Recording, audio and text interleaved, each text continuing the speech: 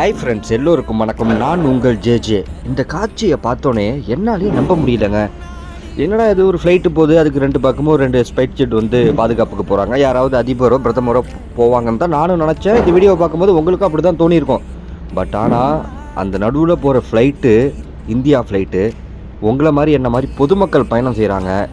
இந்த ஈரான் மீதான போர் அச்சுறுத்தல் காரணமாக துபாய் கவர்மெண்ட்டு இந்த நாட்டை விட்டு வெளியாகிற எல்லா இந்தியன் ஃப்ளைட்டுக்கும் 2 ஸ்பைஸ் ஜெட்டை வந்து பாதுகாப்புக்கு போட்டிருக்காங்க.